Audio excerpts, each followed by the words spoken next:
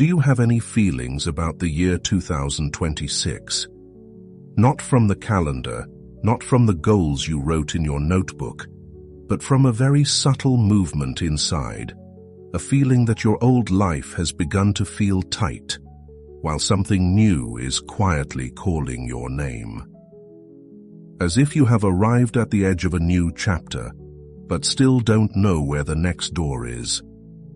The truth is, 2026 will not change you just because you want change. It will only change when you change how you live inside. Jung believed that the greatest turning points in life do not come from external events, but from silent transformations within the inner world. And the habits you build this year will determine who you become next year, and for many years after that. This video is not about self-improvement in the familiar sense. It is about 8 habits, 8 inner movements, small enough to begin today, yet powerful enough to reshape your entire life in the new year. Not through effort, but through awareness. Not through force, but through awakening. If you've recently felt that you no longer fit into the old way of living, and have noticed subtle signals telling you it's time to turn in a different direction, then this video is for you. If you are ready to step into a new chapter of your life, we begin right now. Number 1. The habit of absolute honesty with yourself. There comes a moment in life when you realize you have tried so hard to become a better version of yourself. You read books, set goals, make plans for the new year. Yet deep inside, something still feels untrue. You say, "I'm fine," while inside, you are unsteady. You nod in agreement while your intuition wants to say no. You smile while your heart is exhausted. And it is in the space between what you feel and what you show that suffering begins to grow. Jung once reminded us, until you make the unconscious conscious, it will direct your life, and you will call it fate. That is why the first habit, and also the foundational habit for changing your life in 2026, is not action, but absolute honesty with yourself. Not with the world, but with your inner life.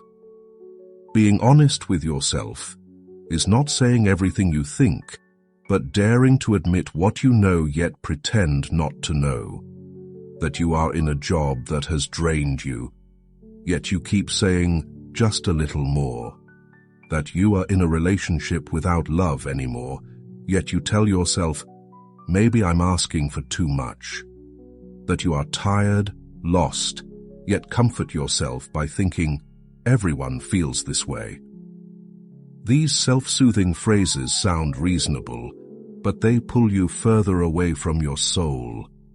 In Jungian thought, most people do not change, not because they lack courage, but because they lack the honesty to see what is truly happening inside. Let me tell you a story about a woman named Elena, a creative director in New York.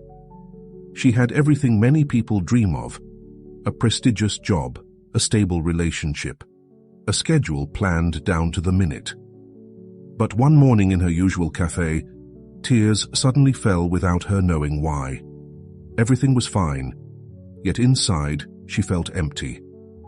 When she finally dared to face it, she realized she had lived for years as a role, always strong, in control, admired, but no longer herself. She said, "I didn't leave my job because I hated it. I just didn't want to continue being the person I had to pretend to be in order to do it well." From that moment, her life began to rearrange itself, quietly but precisely. Honesty does not ask you to judge yourself, only to pause and observe. When emotions arise, ask, "What am I truly feeling?" When you reluctantly agree to something, ask, "What am I afraid will happen if I say no?" These small questions open the door to the deepest part of you, the place where your soul is still waiting to be seen. Honesty will sometimes cost you things, a relationship that wasn't real, a job that suffocated you, or an image you spent years building. But in return, you reclaim the most precious thing, inner alignment. You no longer have to strain to become someone. You simply return to being yourself, fully, even imperfectly. Like taking off a suit of armor after years of battle, it may feel bare at first, but that is also when you finally feel light again. When you are honest with yourself, you no longer waste energy pretending, and that energy flows into creating what truly matters. Perhaps that is the first gift of 2026, the year of silent changes, when you stop trying to be better and begin to be truer. Because sometimes, simply saying, "I am tired, I am afraid, I am not ready yet, but I am here and I am honest about it," is already the beginning of transformation. If you are in a phase where nothing fits anymore, your job, your relationship, or the image of yourself you once created, do not be afraid. That is not a crisis, but an invitation. Let 2026 begin with one simple yet powerful question. What in me am I avoiding facing? Perhaps that one question will open the door to an entirely new chapter, a chapter without pretending, without playing roles, where only what is true remains. And it is the truth that carries the power to change everything. Number 2, the habit of living with an inner observer. And once you have begun to be more honest with yourself, a new door opens. The door to observing your inner world without being swept away by it. If the first habit is about facing the truth, then the second habit is learning to stand still inside, a place where you are no longer pulled around by sudden emotional waves. This is a subtle shift, but one that determines the entire quality of your life in 2026.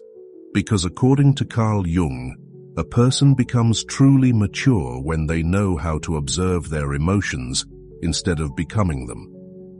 When you have an inner observer, you no longer react unconsciously. You no longer let fear or wounds control your actions. Jung saw this ability to observe as the first sign of psychological maturity, because when you observe, you no longer identify with fear or anger, no longer turn temporary emotions into long-term decisions. In that moment, you are not the storm, you are the one watching the storm pass. Imagine the mind as a lake. When emotions rise, the water begins to ripple, and the reflection of the sky becomes distorted. But the sky is still calm, only the water is moving. Those who lack an inner observer think the sky itself is in chaos, when in truth it is only their emotions. Those with an inner observer are different. They pause, look down at the surface, and understand, this is just a wave, not all of me. And that is the foundation of this habit. Whenever a strong emotion appears, you give yourself a small pause, a breath, a slowing of the pace, just enough for awareness to return. You do not try to suppress the emotion or force yourself to be calm. You simply observe it as you would observe the weather. Rain will stop, wind will ease. I once heard the story of a young man working in tech. Every time a coworker gave feedback, he reacted instantly, irritated, offended, even wanting to quit. He said he knew the reaction wasn't logical, but couldn't control it. In a mindfulness session, he was told to do one small thing. When the reaction began to rise, take a deep breath and step back in his mind, as if watching himself from the outside. At first it felt pointless, but slowly something strange happened. When he observed his emotions instead of merging with them, his reaction changed completely. He no longer exploded, no longer felt rage, but began to actually hear what others were saying. And that is the deepest meaning of the inner observer. It returns mastery of your life to you. This habit not only helps you stay calmer, but helps you know yourself more deeply. Why are you angry? Why are you triggered? Why does one small comment make you want to leave? When you observe without running, you begin to see the unconscious structures Jung talked about. Old beliefs, old fears, suppressed memories. And by observing them, you allow them to be released. In 2026, if you build this habit, you will notice a strange transformation. You react less, but feel more deeply. You panic less, but see more clearly. You are less controlled by the external world, but more authentically connected to life. You will stop wasting energy on unconscious battles. You will stop acting from fear. You will stop saying things you later regret. And that is what Jung meant when he said the inner observer is a turning point. There is no coming to consciousness without pain. A life with an inner observer is not a life without emotion. It is a life where emotions have space to pass through without destroying you. If you are entering the new year wanting to live more peacefully, more clearly, more wisely, begin with this habit. The habit of becoming the observer of your own inner world. If you have ever experienced a moment of stepping outside yourself and seeing your reaction change, or if you want to cultivate this habit in 2026, share a bit in the comments. It could be a small story, a situation where you are learning to observe instead of react, or an intention you want to practice in the new year. Who knows, your story might be exactly what someone else needs to begin their journey. Number 3. The habit of withdrawing projections from others. But have you ever wondered, why are there people we barely know, who aren't close to us, yet a very small action from them can make us angry, irritated, or react so strongly that even we are surprised?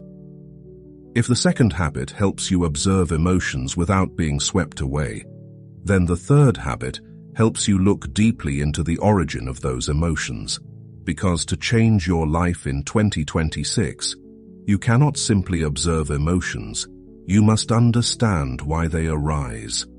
This is the doorway straight into the shadow, the unconscious part holding everything we do not want to see in ourselves.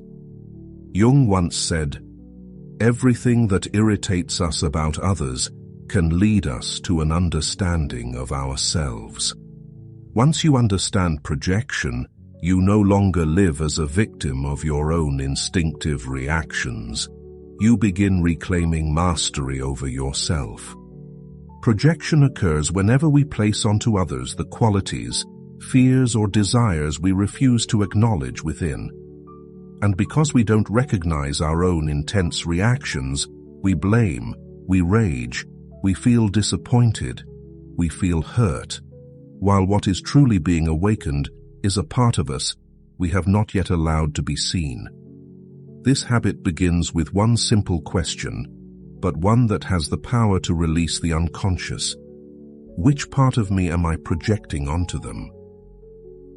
This is shown clearly in literature and art.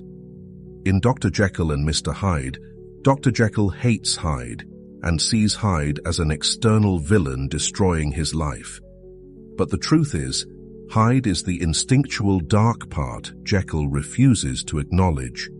The more he tries to separate from Hyde, the stronger Hyde becomes. This is the deepest illustration of projection. What we hate in others is often what we reject in ourselves. And when we fail to recognize that, we end up fighting our own shadow while thinking we are fighting the world. In real life, I once met a woman who managed a design team. She said she felt unusually irritated by a young co-worker, someone confident, outspoken with ideas. "He annoys me irrationally," she said.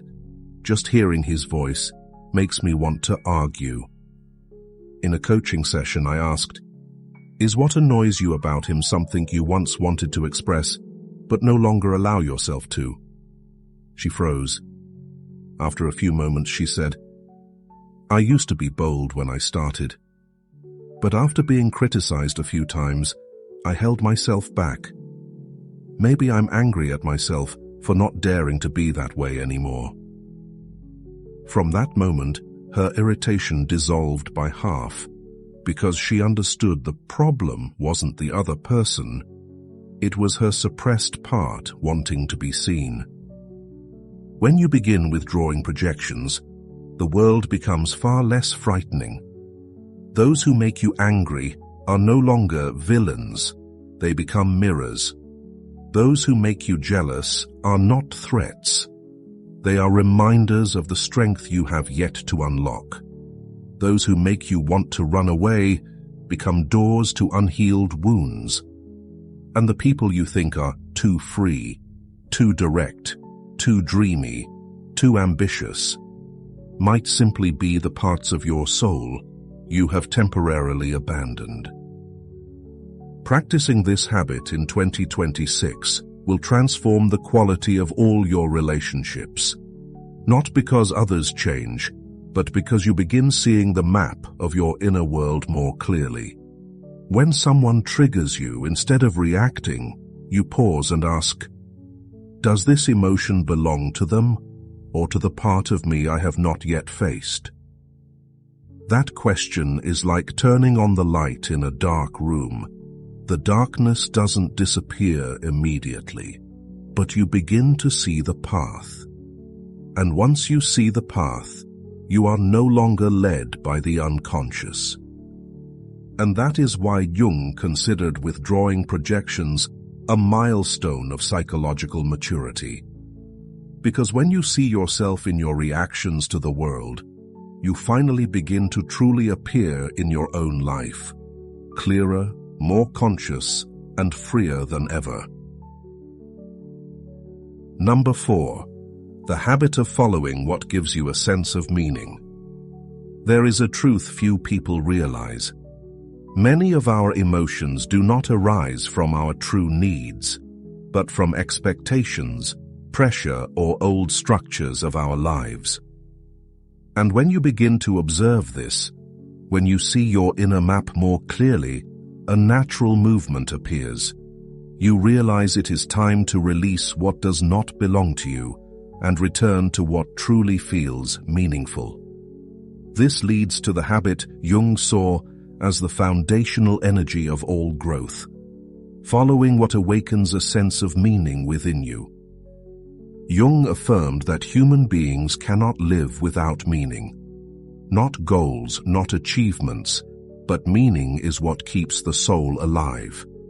He once wrote, "The least of things with a meaning is worth more in life than the greatest of things without it."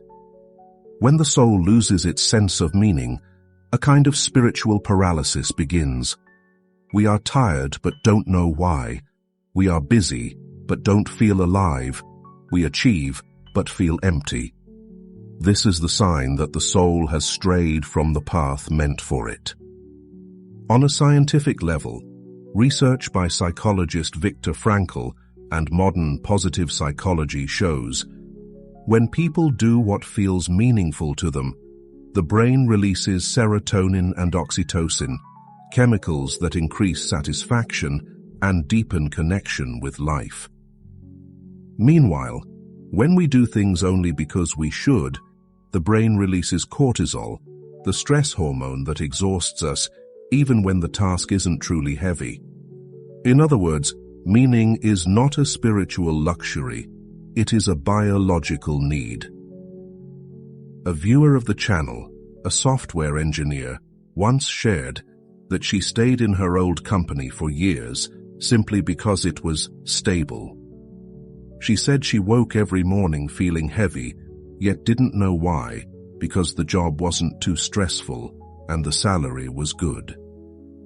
Only when she tried setting aside 20 minutes every evening to draw, something she once loved but had abandoned, did she notice her body changing. Her mood lifted, her sleep deepened, and the feeling of being alive returned. Interestingly, a few months later, she moved to a design-related role in the same company, and her creativity became a new resource. Not because life changed first, but because she followed one small, meaningful thing, and life adjusted afterward. Meaning is the only kind of energy you do not need to generate, you only need to listen. It constantly sends signals, a small joy, a brief spark, a feeling of, this is right for me. And the habit of 2026 is learning to follow those signs. Not through big decisions right away, but by choosing one small thing each day, because it is meaningful, not because you should do it. Some days, it may be just 10 minutes of writing, 15 minutes of reading, a phone call you feel called to make, or a moment to pause and breathe.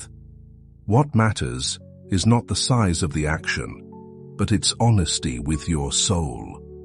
Because one small, meaningful action can change the direction of an entire year.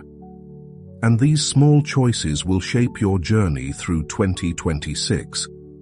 When you consistently choose what is meaningful instead of what fits expectations, you rewrite your unconscious structure. You teach your mind that life is not a race for other people's standards, but a journey back to what makes you truly alive. Jung believed that a life without meaning leads inevitably to inner fragmentation, while a meaningful life, even a simple one, integrates the fragmented parts of us into a living whole. The following meaning is not pursuing greatness, it is choosing what is truer each day. And when you do this for 365 days, you will see something strange happen. Everything begins to align with you, your work, your relationships, your opportunities, and the sense of peace in your chest when you wake in the morning. Because life always opens in the direction of those who dare to stay loyal to their soul. If you want 2026 to be the year you live closer to what truly holds meaning for your soul, leave one word, meaning, in the comments. Just one word, but who knows? It might be the beginning of an entirely new journey. Number 5. The habit of seeing the meaning behind events and choosing stillness to listen. And once you have learned to follow the things that bring a sense of meaning, another movement naturally unfolds. You begin to notice that the world around you no longer operates as randomly as it once did. Small events arrive at the exact right moment. Casual conversations touch precisely what you were thinking about. Repetitive symbols appear as if trying to send a message. This is when the 5th habit enters, the habit Jung believed could transform your entire way of seeing life. Recognizing the meaning behind events and holding enough stillness to listen to what the unconscious is trying to say. Symbolic thinking is not superstition. It is the ability to read the language of the unconscious through images, coincidences, and outer occurrences. Jung once wrote, "Synchronicity is an ever-present reality for those who have the eyes to see. Every coincidence is more than an event. It is a subtle reflection of inner movement. But to perceive them, you need one thing this noisy era makes many people lose: stillness. When the mind is filled with noise, the unconscious struggles to send signals.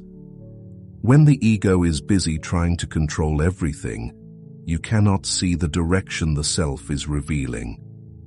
That is why symbolic thinking must go hand in hand with stillness, the intentional quiet where inner whispers can be heard.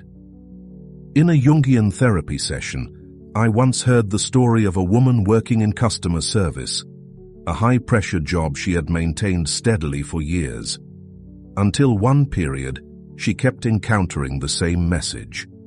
3 times in 2 weeks, customers told her, "You deserve a higher position than this." Then a close friend repeated the same thing. And the 4th time, when she saw the same sentence printed on the cover of a book that fell right in front of a storefront, she stopped. That evening, in a rare moment of quiet, she asked herself, "Why does this sentence keep returning?"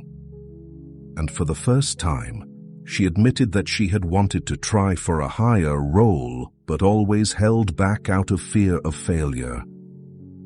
3 months later, she transferred to the training department, where her skills became a powerful advantage. "I didn't follow the signs because they were mystical," she said. "I followed them because they kept knocking patiently until I finally listened." It is like stepping into a dark room and suddenly seeing thin streaks of light slipping through the cracks of the door. That light is too faint to illuminate everything, but enough to tell you that behind the darkness lies a passage. The signs in life are the same, not loud, not forceful, just small slivers of light reminding you that something within is shifting. If you linger long enough in stillness, your eyes adjust, and you begin to see outlines that were once buried beneath the shadows of busyness. Jung believed the outer world always moves in tandem with the inner world. You don't need to force everything into place. Often, simply letting life guide you a little allows doors to open, doors that only appear when you are quiet enough. And that is why Jung advised asking one single question at the end of each day, a question capable of reorganizing your entire perception. What is this trying to show me? When you ask from a place of stillness, the unconscious responds with symbols, a small event, a passing encounter, a persistent anxiety, a strange repetition. They do not appear to confuse you, but to guide you back to your rightful path. This habit will transform your new year in a very quiet yet profound way. When you see the meaning behind events, life no longer feels chaotic. You begin to see the subtle structure operating beneath it. When you practice stillness, you no longer react instinctively. You hear the guiding voice of the self. And when symbolic thinking merges with stillness, you enter the state Jung called alignment, where the inner and outer worlds are no longer separate, but become a living dialogue. That is when you do not just live, you awaken. Number 6. The habit of expressing the soul through creativity. There are moments in the year when you feel as though you are carrying an unnamed energy inside you, a restlessness, a silent heaviness, or the sense that your soul wants to speak but cannot pass through ordinary words. For Carl Jung, this is not vagueness, but a signal. He believed the soul is healed not only through intellect, but through expression, through allowing the unconscious to step into the light via creativity. Not professional art, but the purest act of the spirit. Jung often said that every authentic creative expression is a journey of reconnecting with the self, the deepest essence beyond roles and expectations. Creativity, according to Jung, is not something you do to impress others or achieve anything. It is the doorway into a terrain the rational mind cannot touch. When you freely write a few messy lines, when you doodle with no meaning, when you let your body move in spontaneous rhythm, or when you light a candle and whisper a small prayer, that is the moment your soul is allowed to speak its own language. And with just 10 minutes a day, you open a path into yourself that many search for their entire lives but never find. A young woman once shared that she often felt tired for no reason, as if something was stuck in her chest. In a session, I asked how long it had been since she did anything creative. She laughed. "I don't have any talent." But creativity is not talent. It is the breath of the soul. I suggested she try scribbling on a piece of paper each night before bed. Not beautifully, not with a theme, just to let her feelings flow out. A week later, she unexpectedly reported that she slept deeper. Her mood softened, and every time she felt stressed, her mind no longer felt jammed the way it used to. She said, "I realized I haven't been lacking rest. I've been lacking an outlet." And that is the deeper meaning of creativity. It does not add anything to your life. It releases what has been trapped. Frida Kahlo, the Mexican painter, is the clearest example of this. After a severe accident that nearly destroyed her body, she began painting not to become a renowned artist, but to survive. Each painting was the voice of her soul, its pain, its longing, its rebellion. "I paint myself because I am the person I know best," she once wrote. When no one could save her from suffering, creativity became the doorway back to her true self. And it was precisely that authenticity that made her one of the most influential artists of the 20th century. The message here is not that you must become an artist. It is this: if Frida could transform pain through creativity, you can transform your life with just 10 minutes a day. Not to make something beautiful, not for anyone to see, only to let the soul breathe. In 2026, the habit of expressing the soul will change you in ways you cannot predict. When you write what you cannot say, you lighten the heart. When you paint your worries, the unconscious is released. When you move so your body can tell its story, you untangle emotions language cannot hold. When you light a candle and spend a few quiet minutes listening inward, you open a bridge between the conscious and unconscious. And then something strange happens. You begin to understand yourself without analysis. You feel calmer even if life is still difficult, and you become clearer without trying. Creativity does not make life less complex. It makes you spacious enough to hold that complexity. If you want the next year to be the year you live truer, lighter, deeper, begin letting the soul speak its language. Not right, not wrong, not beautiful, not ugly, only true. Because as Jung said, creativity is not something you do with your hands. It is something the soul does through you. Let the deepest part of you breathe, and life will follow. Now, Jung will lead you to a deeper layer after you have learned to let the soul speak through creativity. No longer just releasing what is stuck inside, but facing directly what once made you want to avoid. Because behind every unnamed emotion, there is always a shadow waiting for you to sit with it. And that is where the next habit begins. The habit of staying with discomfort instead of running from it. If this part makes you realize your soul also wants to be heard, press like so I know you are here with this journey.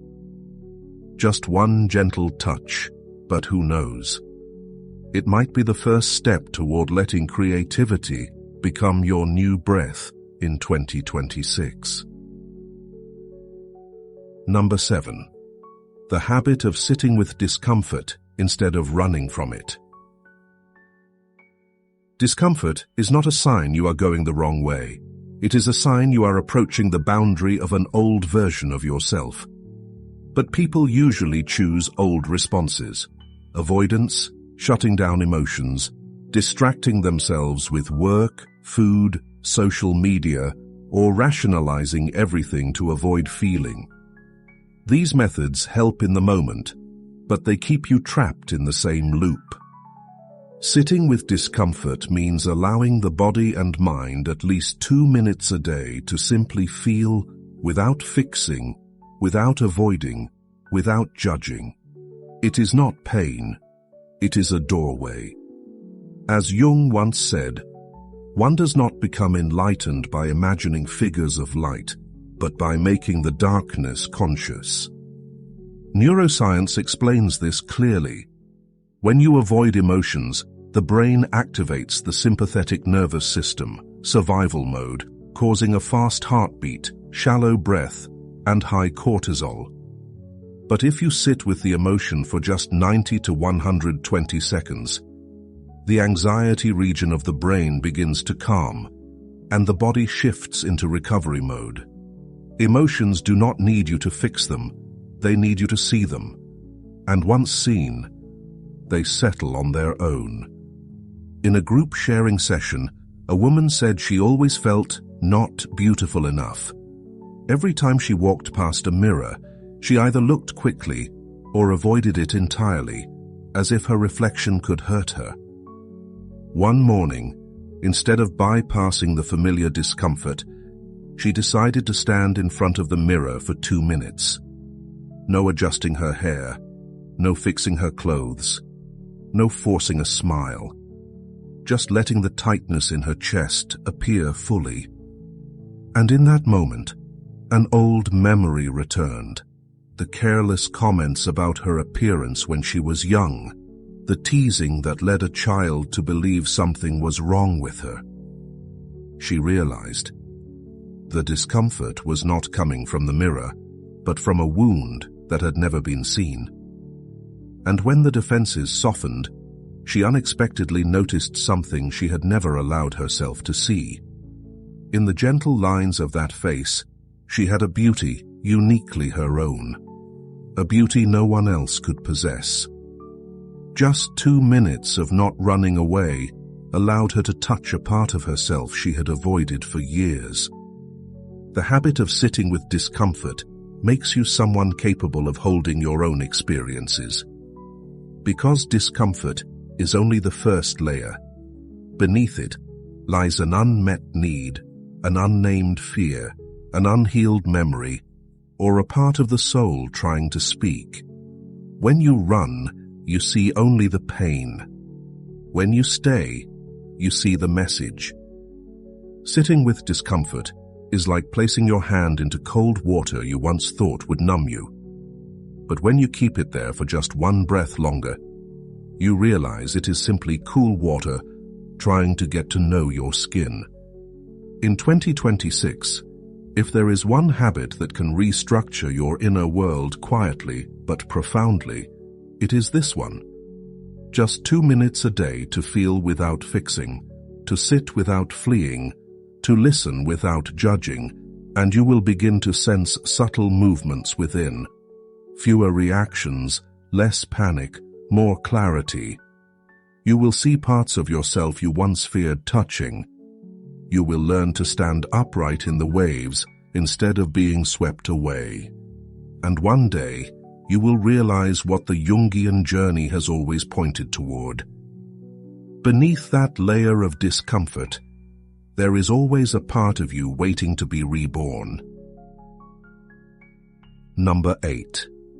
The habit of letting old selves die. There is a very quiet truth few people dare to face. The greatest human pain is not change, but clinging to versions of ourselves that have expired. The year 2026 is the moment to accept that some parts of you have completed their purpose, a role you once needed, a reflex that once protected you, a belief that once helped you survive, but no longer take you forward. Jung once wrote, We cannot change anything unless we accept it. And the most important acceptance is not accepting circumstances, but accepting the natural cycles of your own soul. Some things must be born, and some must die for you to live more in alignment with your essence. The old self does not disappear in a single moment. It falls away layer by layer, like a shirt that has grown too tight, and you finally realize you no longer need to wear. What many people don't realize is that the old self falls not only when you are strong, but when you are honest. The moment you admit, "I no longer fit this way of living," the unconscious immediately begins to restructure. You don't need to know who you will become. You only need the courage to stop pretending. And when you allow the old to fall, life naturally creates space for the new to enter. Letting old selves die is not a tragic act. It is like an ancient tree at the end of winter, releasing its dead leaves to make room for new buds. It does not consider the falling leaves a loss, but the essence of life. Likewise, parts of you were once essential, but are no longer right for the next chapter. And you do not need to rip them away. You simply need to let them fall. So, each month, ask yourself a very gentle but very true question. Which version of me has reached its end? Maybe it is the version that always had to be strong, the version afraid of being alone, the version that believed it wasn't enough, the version that tried to please everyone, the version that loved halfway, the version that needed permission to exist. And one day you will realize they fell, not because you abandoned them, but because you grew beyond them. I once knew a woman named Elise who spent nearly her entire youth playing the role of the cheerful one. She smiled at everyone, took on everything, tried to seem fine even when she had nothing left. One night, on her 30th birthday, amidst music and candlelight, Elise looked around at the people who loved her and suddenly felt a truth rise up. The smile on her face no longer belonged to her, but to a version that had been exhausted for years. That night, alone in her room, she removed her makeup and unexpectedly cried, not out of sadness, but because she knew something had reached its end. The next day, Elise didn't become a new person right away. But she started with something small. For the first time in years, she said no to something that drained her. And in that moment, an old version fell away as lightly as a leaf. This story reminds me of the famous Beatles lyric, "Let it be, let it be. Whisper words of wisdom, let it be." Wisdom in transformation does not come from trying to keep everything the same, but from letting things fall at the right time. The year 2026 will not change you through effort, but through a very quiet courage. The courage not to cling to what has completed its lifespan. The courage to step out of skin that has grown too tight. The courage to allow a new self to rise without pulling back the one that once helped you survive. Because sometimes, growing up is not becoming someone new. Growing up is daring to let someone old within you go. When you look back at these 8 habits, you will see they do not ask you to become a completely different person, nor do they require dramatic life changes. They simply invite you to return to living more honestly, more deeply, more consciously with yourself. Because 2026 will not begin with the noise of New Year's resolutions, but with the very subtle movements within. A truth you dare to see, an emotion you allow yourself to sit with, an old version you let fall without resistance. And then, little by little, life begins to change along with you. Not because you run faster, but because you live truer. Not because you try to control everything, but because you step into your rightful flow. These small habits, if repeated long enough, will become the map that leads you out of old cycles and into a new year of clarity, lightness, and direction. If this journey makes you feel like you are opening a new chapter within, a chapter you have been waiting for, share this video with someone who is also seeking direction. And don't forget to subscribe to continue walking with us through the next steps of the Jungian journey. With these 8 habits, 2026 can become the year you not only change, but truly grow.